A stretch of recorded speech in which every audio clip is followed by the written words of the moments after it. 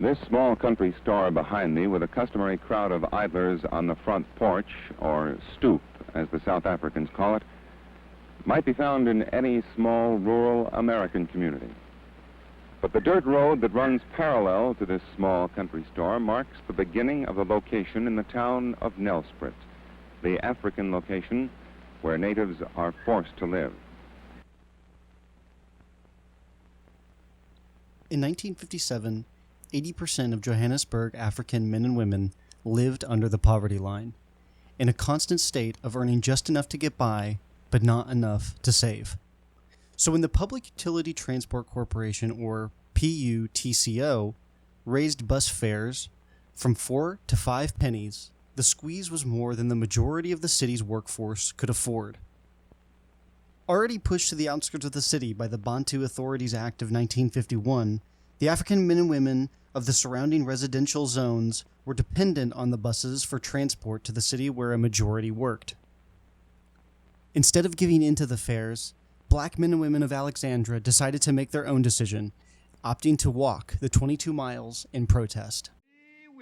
Yes, ladies and gentlemen, it was on Monday morning, the 7th of January, 1957, when everybody was shouting, "Azikwelwa!"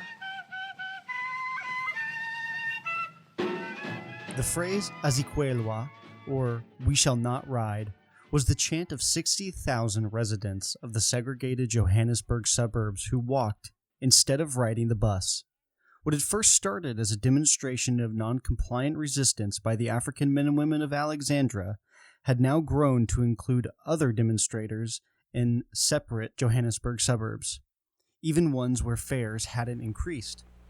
Despite just walking in protest, Ben Schuman, Minister of Transport, deemed the boycott a political move of the ANC, threatening that there would be no negotiation on the imposed fares.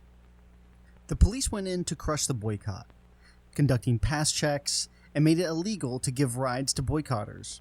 Some 14,000 Africans were arrested, and after 3 months of the daily 20-mile walk, many boycotters would simply stay home.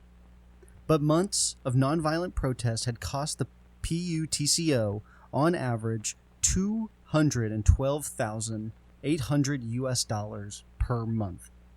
The financial toll on the corporation would wear down their iron will, and eventually the government agreed that the rise in fares should be subsidized by the employer. Apartheid resistance movements saw the protest in Johannesburg as a model for the nationwide agitation of the apartheid state. The Society of Young Africa in Durban published a pamphlet voicing their opinion that "We who are miles away from the struggle of the bus boycotters must however see our closeness to the struggle, for out of the Alexandra Township has emerged the weapon whereby the oppressed can fight and fight successfully." Around South Africa, the boycotters proved what could be accomplished with nonviolent protest. What had started over a penny grew into something much more. The perseverance of the Alexandra Bus Boycotters in 1957 set a new course for campaigns against apartheid. Yes, boss. Boss. Yes, boss.